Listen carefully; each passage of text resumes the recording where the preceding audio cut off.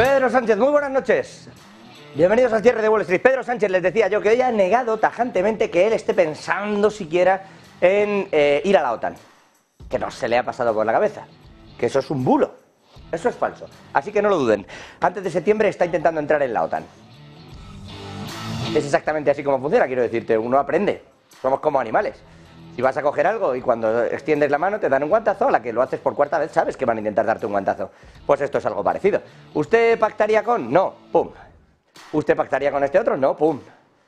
Oiga, ¿los fondos europeos están bien controlados? Sí. ¿Se va a ejecutar entero? Sí. ¿Y Europa lo tiene claro? Sí. Y sale Europa y pum. Entonces, cuando uno va en esa línea una y otra vez, una y otra vez, una y otra vez, pues ya sabe que cuando Pedro Sánchez, insisto, esto lo decimos muchas veces, como la señora de Montfleury, aunque usted escuche no, él por dentro ha dicho sí. Que es un bulo, que no va a ir a la OTAN. Bueno, ya lo veremos. Desde luego Jens Stoltenberg está empezando a hacer la gira ya de salida y luego hay que ocupar el sitio. Y Pedro Sánchez, hombre, pues tiene las elecciones ahí delante. Hace poquito presumían, por cierto, de un artículo que sacaba The Guardian, hablando precisamente de la gestión y de que Pedro Sánchez era el último que se iba a enfrentar a la posibilidad de que la ultraderecha entrase en alguno de los gobiernos de algún país. Siendo todo esto verdad y capaces de presumir, en el mismo artículo, pues hombre, alguien no se lo había leído por parte del gobierno o algo había pasado, porque si leían el artículo completo, bien no quedaba tampoco el gobierno de España. Claro, te hablaban de cómo había salido mal ciertas leyes, en particular el tema de la violencia sexual y todo lo que vino detrás, de cómo se han mal gestionado los fondos europeos. Es que el Parlamento no los encuentra, 40.000 millones. Claro, está corriendo Nadia Calviño para mandar esta misma semana allí una misiva en la que explique dónde están las cosas y cómo está todo para que le desbloqueen el resto de fondos Next Generation. Es que entre unas cosas y otras tienen que venir más de 100.000 millones a España todavía. Y nadie sabe dónde están. Ni cómo los vamos a recibir si no explicamos dónde están los otros 40.000 que ya nos habían dado. Así que están corriendo porque esto de las elecciones ha pillado a desmano a todo el mundo. Pero bueno, Pedro Sánchez es uno de los protagonistas, para nada el principal, en una jornada hoy que nos lleva a hablar directamente, antes de ir a lo económico y en clave geopolítica, del enfrentamiento, del choque entre China y Estados Unidos. China, lo dice Wang Wenbin, el alto secretario de Exteriores chino, el máximo dirigente de la diplomacia china, por debajo evidentemente de Xi Jinping, del presidente, dice que lo que estamos viviendo cerca de las costas taiwanesas en realidad es una provocación de Estados Unidos. Y van a escucharle, bueno, le escuchamos y vemos las imágenes, escuchamos a Wang Wenbin. 中国军队采取的举措完全合理合法，也是完全专业安全的，应当深刻反思检讨，纠正错误行径的是美。 Es el lado americano el que está cometiendo un error y el que provoca. ¿Y por qué? ¿Y a qué se refiere? ¿Por qué habla de pronto de la Armada? Pues porque es que resulta que a menos de 150 metros se han cruzado un crucero estadounidense y uno de China. De hecho, aquí pueden ver las imágenes, según nuestros compañeros se las pueden enseñar, son imágenes tomadas desde el barco estadounidense sobre el barco chino. En teoría, China decía que no había presencia militar, que como mucho había pesqueros. Y claro, Estados Unidos manda esto, pues como diciendo, dirán ustedes lo que quieran, pero fuerzas militares chinas hay. No sé si además pescan, pero hay fuerzas militares. ¿Qué responde China? Pues que sí, pero que están a 50 kilómetros de sus costas. No a más de 10.000, como está el estadounidense que las está grabando. Y hasta aquí de momento esta especie de nuevo choque entre unos y otros, que nos va a llevar más lejos seguro, porque se habla del asunto de la desdolarización, que es alguna cosa a mirar bastante a largo plazo, pero es evidente que la política de los distintos bloques económicos cada vez es más fuerte y eso está llevando ya a tensiones, pues como no veíamos desde los años de la Guerra Fría, pero que quizás sean aún más acusadas. Porque esto empieza a parecerse mucho, entre otras muchas cosas, a aquella crisis de los misiles en Cuba. Bueno, pues ahora el epicentro de ese tipo de cuestiones empieza a parecerse mucho a Taiwán. Y no mezclo Rusia y no mezclo el asunto de la OTAN, porque ahí ya hay una guerra, evidente. Pero la guerra fría que vivimos ahora no es con Rusia, es entre Estados Unidos y China. Y el resto, pues estamos viendo a ver en qué lado de la línea nos situamos, o nos sitúan. Todo esto, insisto, con un punto de geopolítica que nuevamente nos lleva a hablar de Ucrania. Hoy ha asegurado, lo ha hecho hace apenas unos instantes, Dmytro Kuleba, el ministro de Exteriores ucraniano, que ya cuentan con las armas necesarias para iniciar su contraofensiva. Dice que la operación va a darle al país la victoria que necesita para unirse a la OTAN. Esto lo ha dicho en declaraciones a la agencia Reuters. En concreto, dice que la pertenencia a la alianza militar probablemente solo será posible para Ucrania después del final de las hostilidades, pero ya tienen las armas para la contraofensiva y pretenden con esto acabar con la guerra. Insisto, palabras desde el lado de Zelensky sobre todo lo que está ocurriendo en Ucrania. Lo que no ha dicho, porque le han preguntado en Reuters, y esa contraofensiva con la que ya cuenta, o para la que ya cuenta con armas, ha comenzado ya, y a esto no ha querido hacer referencia de si ya ha empezado o no. Pero en medio de todo esto pasan otras dos cuestiones. Se siguen viendo, claro, era de esperar, invasiones del espacio aéreo de parte de uno y otro lado, una y otra vez. Rusia, la semana pasada denunciaba que estaban violando el espacio aéreo aviones norteamericanos, y ahora ocurre desde el otro lado. Hoy Polonia ha vuelto a decir que siguen, y que además lo hacen de forma reiterada prácticamente cada día, violando su espacio aéreo a aviones rusos, y ha ido un paso más allá. Ha llamado a Reino Unido y le ha pedido al señor Cleverly que facilite los contactos para que puedan comprar y armar con escudos antimisiles, con aquellos famosos Storm Shadows británicos, a Polonia. Es decir, que Polonia ya está dispuesta no solo a denunciar el hecho de que invadan su espacio aéreo, sino a disparar contra quien invada su espacio aéreo, y teme que intenten ir más allá, y se prepara para ello. Es decir, que esa escalada que no debía de producirse en la guerra, que todo el mundo trabajaba para que no se produjera, y que hoy incluso en Ucrania reciben la visita del enviado especial del Papa para intentar pacificarlo todo, bueno, pues lo que no tenía que pasar está pasando. Y es que Polonia está intentando armarse para disparar también contra los rusos, directamente y de forma oficial, lo cual sería asaz preocupante, en tanto que sería una entrada de la OTAN directamente en batalla. Con todo y con esto, otra de las cuestiones que también se denuncian injerencias desde el espacio aéreo, Noruega, hoy diciendo que está viendo aviones rusos, perdónenme, por encima de ese mar de Noruega. Javier Luengo, 2 bombarderos concretamente comenta Noruega que está viendo, y no es lo único que denuncian desde Noruega. Exactamente, Javier, ¿en qué punto están en el país nórdico? Cuéntanos.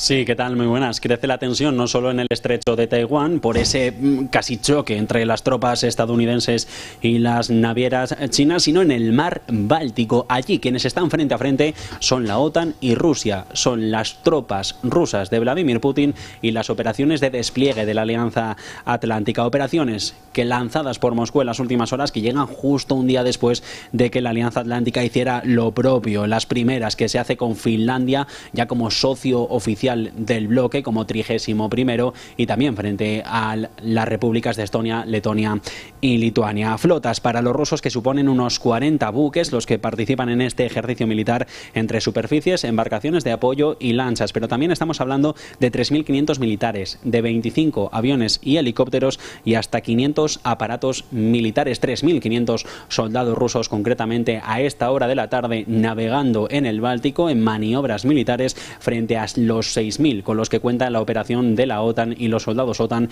en esta zona del territorio. Hoy los países bálticos, territorio de extensiones, también por lo que hemos contado aquí en Negocios Televisión, por ese aviso del Departamento de Exteriores de Vladimir Putin, por el Departamento de Sergei Lavrov, confirmando que se han lanzado sobre Noruega 2 bombardeos estratégicos que están sobrevolando la zona del país de la Fuerza Aérea Rusa, aguas neutrales de los mares de Barents y de Noruega. Un comunicado en el que se hace público también que el vuelo estaba programado, que son vuelos regulares que realizan las tropas rusas en espacio aéreo internacional. Gracias, Javi. Esta es una de las cuestiones en clave geopolítica. Vamos a saltar directamente a lo económico. Antes de ir con el Banco Central Europeo, ha hablado de Christine Lagarde. Permítanme detenerme en el Banco de Inglaterra. El Banco de Inglaterra está capeando una de las peores tempestades de su historia. Esto es así.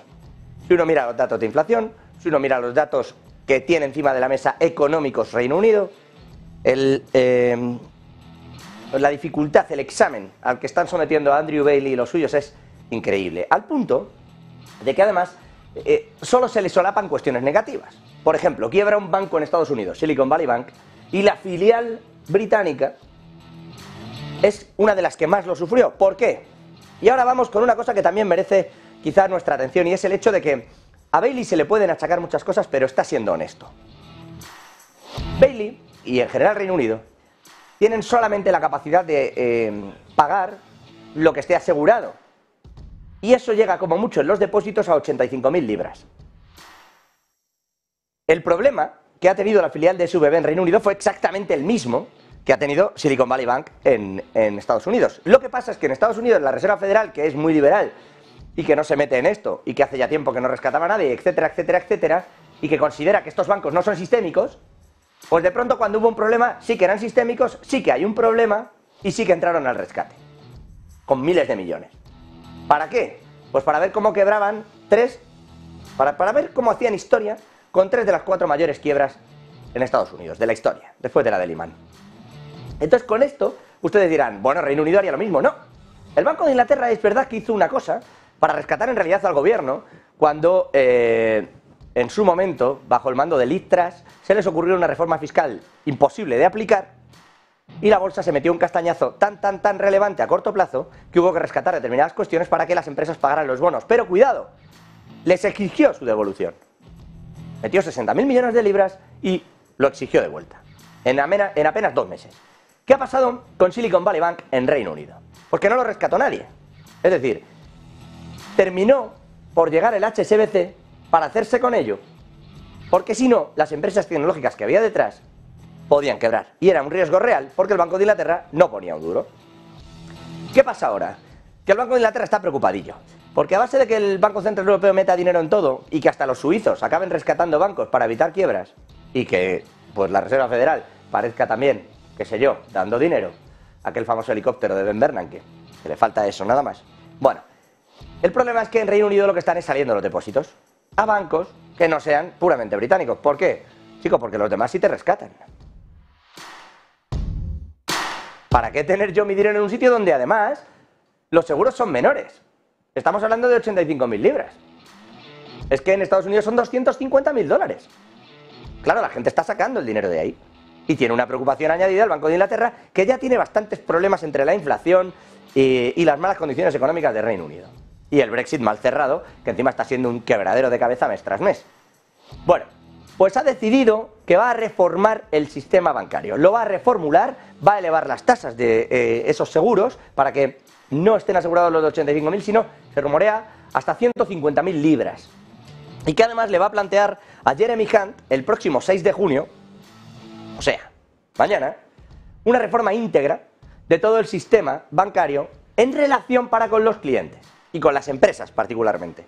Y va también a crear un sistema de seguros interbancario. Y esto tiene un problema, es que ya existe, pero no está muy bien dotado porque solo ponen la parte bancaria. Es decir, solo los propios bancos son quienes en Reino Unido ponen el dinero. Pero el contribuyente no pone nada y el gobierno no pone nada. Lo que le va a sugerir Bailey a Jeremy Hunt es una medida que, pues si no acaba con Rishi Sunak, le va a faltar poco. Y allí los primeros ministros escasean ya, ¿eh? Pero le va a proponer, 1, que se eleve la cantidad asegurada y 2, que el gobierno también ponga una parte en el sistema de seguros. Esto es dinero del contribuyente y va a gustar muy poquito en Reino Unido. Vamos a ver cómo funciona esto, porque, insisto, la idea de Andrew Bailey es que se metan en el entorno de los 7.000 millones de libras en esto, entre bancos y gobierno. Vamos a ver qué dice el contribuyente. Esto es uno de los temas del día, les decía yo. El otro, evidentemente, es Christine Lagarde. La presidenta del Banco Central Europeo ha vuelto a salir hoy para decir algo que es muy alarmante. Sobre todo si tiene usted pensado seguir viviendo igual que vive ahora. Va a seguir subiendo la inflación subyacente. No ha tocado techo, que es lo mismo que decir, bueno, estamos más o menos viendo un control en el IPC general, pero no tenemos ni idea de qué está pasando con la subyacente ni de por qué se sigue disparando todo por detrás. Y lo de los alimentos, pues parece que la bajada ha sido una cosa de un suspiro. Y volvemos a vernos en otra, que es que nos volverán a decir que sigue subiendo. No lo digo yo, lo dice Christine Lagarde. Se estima que los indicadores de presiones inflacionistas subyacentes siguen siendo elevados y aunque algunos de estos indicadores muestran signos de moderación, todavía no hay prueba inequívoca de que la inflación subyacente haya tocado. No hay prueba inequívoca de que la inflación subyacente haya tocado fondo. Es lo mismo, traducido al román paladino, que decir la inflación subyacente va a subir. Y no hay pruebas de que haya tocado. Si las tuviera, si pudiera decirte no va a subir, te diría que no sube. pero no lo tiene nada claro la propia Lagarde. Ojo, que no están las cosas en Europa tampoco para seguir tirando cohetes con la inflación y con los datos que son muy preocupantes.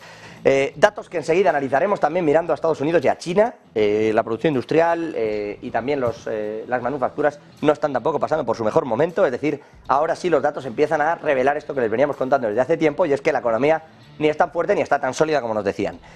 Pero antes, si me permiten, otro rejonazo que se podría llevar el consumidor, y este en la inflación general. Nos van a subir la gasolina y va a subir la energía casi seguro. ¿Por qué? Arabia Saudí ha impulsado un recorte para elevar el precio del crudo. La OPEP Plus, de hecho, ha dicho que no le parece mal, y Rusia sigue jugando a esto sin dar los datos reales porque dice que, si no, se le fastidia la guerra. Así que con todo este ocultismo parece claro que en medio mes va a subir el petróleo bastante. En Estados Unidos ya han salido a decir que allí van a seguir teniendo acuerdos para bajar el crudo, pero en el resto del mundo vamos a ver cómo lo pagamos. Marta Vilar, exactamente cuál ha sido el movimiento de Arabia Saudí. Buenas noches. Pues sí, muy buenas noches. Es uno de los temas, desde luego, del día de hoy. Es que este fin de semana había reunión de la OPEP. Se esperaba que no hubiera cambios en las decisiones de la OPEP como conjunto, pero Arabia Saudí no está contenta con el precio del petróleo. ¿Y qué ha hecho? Actuar de manera unilateral, igual que hizo en los 80, donde también recortó su producción de petróleo de forma, como digo, unilateral, sin contar con el resto de países de la OPEP. Ayer conocimos que Arabia Saudí lo iba a hacer, iba a recortar su producción en 1 millón de barriles diarios y se iba a quedar con una producción diaria de 9 millones de barriles, y lo hace en un momento donde el precio del petróleo todavía no repunta, y no lo hace a pesar de ese recorte que ya se anunció por parte de varios países de la OPEP hace aproximadamente 2 meses, un recorte sorpresa que tampoco tuvo efecto en los precios del petróleo, pero Arabia Saudí sigue intentándolo, pero eso sí, sin convencer en este caso al resto de países. Claro que la estrategia podría salirle mal a Arabia Saudí. Imagínense que al final, bueno, consigue con ese recorte de producción, que ya les avanzo que en el día de hoy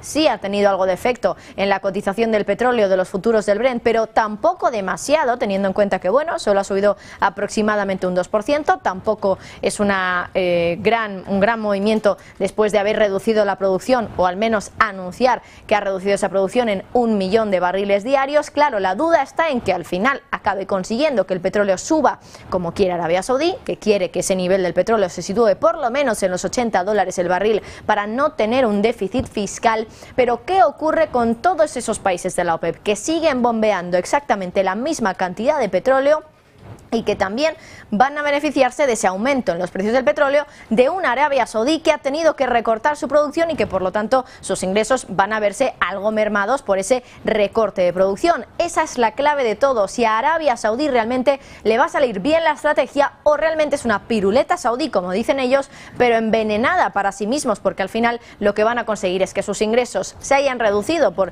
ese evidente recorte de producción de petróleo, pero que en el caso de sus rivales, de Rusia, por ejemplo, de otros países de la OPEP, como el caso de Emiratos Árabes Unidos, que ahora no han hecho un nuevo recorte de producción de petróleo, pero que quizás se vean beneficiados en este caso por el aumento de los precios del petróleo gracias a la reducción de Arabia Saudí. Y es que, claro, también hay muchas dudas de que países como Rusia realmente estén acometiendo esos recortes que ya anunciaron hace meses. En el caso de Rusia, de los primeros que anunció recorte de producción de crudo en febrero ya de este año. En su momento dijo que iba a hacer un recorte de 500.000 de barriles diarios, pero desde la propia Arabia Saudí tienen dudas de que se esté produciendo. Muchos expertos nos decían en el día de hoy, los números nos dicen que Rusia no está restringiendo su producción de petróleo, y parece que Arabia Saudí tampoco se lo cree mucho y le ha pedido en el día de hoy transparencia a Rusia, y ha dicho directamente su ministro de Energía, el príncipe Abdulaziz bin Salman, que están enfadados con el resto de países de la OPEP que no están cumpliendo con esas cotas, con esos compromisos de reducir la producción de petróleo, y quién sabe si realmente por esto es el motivo por el que de momento el precio del petróleo no está repuntando. Bueno, esta es una de las noticias económicas del día. Otra, en cuanto a los datos, les decíamos, datos de PMI a ambos lados del mundo. Javier del Valle, ¿qué sabemos de estos datos? ¿Cómo han salido y cómo los está leyendo también el mercado? Muy buenas tardes, José. Pues efectivamente arrancamos, si te parece, con China, que llevaba unos datos económicos que no estaban terminando de gustar a los inversores. Recordemos esa reapertura global que se empezaba a comprar por parte de los grandes fondos a finales del año 2022, que arrancaba muy fuerte los índices chinos, tanto el índice de Shanghái como el FTSE, como también incluso el índice de Hong Kong, el Hang Seng, y el 27 de enero es donde encontraban un máximo, dejaban de subir y los inversores empezaban a ser un poquito más escépticos. ¿Realmente esta subida que han experimentado los mercados está justificada con una recuperación económica? ¿Qué tipo de recuperación esperamos? ¿Será corta? ¿Será larga? ¿Cómo se va a desarrollar? Bueno, pues parece ser que los inversores vieron una recuperación que no era del todo de su agrado. Los PMIs manufactureros, de hecho, en China todavía se sitúan en zona de contracción, todavía no estamos viendo lecturas por encima del nivel 50. Recuerden que los PMIs por encima de 50 es que la actividad en el mes se ha expandido, por debajo de 50 es que la actividad se ha contraído. Si vemos el caso de los servicios, eso sí que dan un poco de alegría. El Hang Seng llevaba una caída desde el 27 de enero acumulada de casi el 20%, casi vuelve, después de salir de un mercado bajista y entrar en un mercado alcista, casi vuelve a entrar otra vez en un mercado bajista si nos basamos por esa regla del cambio del 20%. Bien, pues los PMIs de servicios dan un poco de alegría al índice de Hong Kong, que ya rebotaba un 4% el pasado viernes, que hoy rebota también. Y el índice de servicios sale en 57,1, el mes pasado fue de 56,4, así que vemos un sector servicios que mejora en China, que además está mostrando el mismo comportamiento que Occidente, unas economías donde el sector manufacturero ya está en contracción o se mantiene en contracción e incluso va peor, y un sector servicios que todavía se mantiene fuerte y resiliente. Todo esto muchos bancos centrales y muchos economistas lo justifican por el hecho de la pandemia. La pandemia lo que hizo es que los bienes de consumo se beneficiasen, aunque la cadena de suministro se vio muy alterada, pero los servicios fueron los que más sufrieron. Y luego, tras esa reapertura, los servicios son los que están recuperando todavía ese recorrido que tenían prepandemia. Por otro lado, si miramos hacia Estados Unidos, también hemos conocido datos de PMIs. A diferencia de China, en Estados Unidos vemos peores datos sobre todo en el sector servicios, que hasta ahora era el que estaba permitiendo que la economía estadounidense se mantuviese muy sólida, y también los precios, y esto es importante. Vemos un PMI del ISM que cae hasta 50,3, se mantiene por encima de 50 por 3 décimas porcentuales, eso quiere decir que estaríamos viendo una expansión con respecto al mes anterior, ahí está bien, pero el mes pasado la lectura era de 51,9, como pueden observar en el informe del ISM, así que empeora con respecto al mes pasado y se queda al rifirrafe de entrar en esa zona de contracción económica. Si miramos, de hecho, las categorías, que sería la tabla que tenemos abajo, recuerden que el ISM se compone de subcategorías que luego hacen el índice. Categorías importantes que hay que fijarse. Lo primero, la actividad de negocio. Vemos que cae medio punto porcentual, de 52 a 51,5. Se sigue manteniendo en expansión, eso sí, pero empezamos a ver una caída. Drástica caída también en los nuevos pedidos de los servicios, menos 3,2%, pasan de 56,1 a 52,9. Caída también en el empleo. Y esto es sorprendente para la parte de servicios, que hasta ahora se ha mantenido muy sólida en cuanto a contratación, menos 1,6% de cambio mensual, y entra en zona de contracción en el empleo, de 50,8 en abril pasa a 49,2. Y si miramos los precios, menos 3,4%, de 59,6 a 56,2. Recuerden, hasta ahora lo que ha mantenido a la Fed siendo persistente y con problemas en la cabeza y no poder dormir también, eran esa presión inflacionaria que provenía de los servicios. Si empezamos a ver que los PMIs apuntan a una relajación en los precios, posiblemente veamos luego que el CPI o el PPI empiezan a frenar también en precios. Un PPI que de hecho en Europa cae ya un menos 3,2%, ya estaríamos hablando incluso de deflación mensual. Llevamos todo marzo con deflación mensual en el PPI de la eurozona, a pesar de que el cambio interanual todavía está en el 1%. Pero fíjense, el 1%, que el objetivo de la Reserva Federal es un 2%. No le interesa tampoco entrar en un terreno de deflación. Y en Estados Unidos, recuerden, PMI del ISM manufacturero, ahora estamos viendo el de servicios, pero el de manufacturero, que lo conocíamos hace unos días, menos 9% caía la categoría de precios, así que empieza la deflación en las fábricas, se está notando sobre todo en el sector manufacturero, en el sector servicios todavía se mantiene en expansión, por lo que va a seguir resiliente esos precios de servicios, pero poco a poco estamos viendo cómo la economía se enfría también en la parte más resiliente y que mantenía a flote a la Fed. José. Bueno, hay algunos de los datos, ese PPI, como comentas, esa parte industrial ya está sufriendo mucho, enseguida lo vamos a analizar. Antes, un último apunte sobre Binance, que también es protagonista en el día de hoy. De hecho, Bitcoin se ha dado un pequeño trastazo de más de un 4%, pequeño no sé, el BNB, por ejemplo, caía casi un 8%. Dicen desde Binance, lo que ha ocurrido es que la SEC, el regulador norteamericano, ha denunciado a Binance y al CEO. Pues ha sacado ya una respuesta. Ahora les ponemos contexto de todo, pero para que estén ustedes al tanto de la última hora. Dice Binance que estamos decepcionados de que la Comisión de Bolsa y Valores de Estados Unidos haya decidido presentar una queja contra Binance buscando una supuesta ayuda de emergencia. Aunque tomamos en serio las alegaciones de la SEC, no debieran ser objeto de una acción de incumplimiento y mucho menos de un caso de emergencia. Dice que la acción de hoy, esa demanda, es otra en una línea de ejemplos en los que, al igual que con otros criptoproyectos, la Comisión lo que decide es regular con armas contundentes la aplicación y el litigio, en lugar de dar un enfoque reflexivo a las cosas. Y dicen que quizá lo más sorprendente en realidad es que se está socavando el papel de Estados Unidos como centro mundial de innovación y liderazgo financiero. Respuesta, Sergio Fernández, que Binance da después de este trastazo y después de que el regulador estadounidense haya hecho exactamente ¿qué? Muy buenas noches.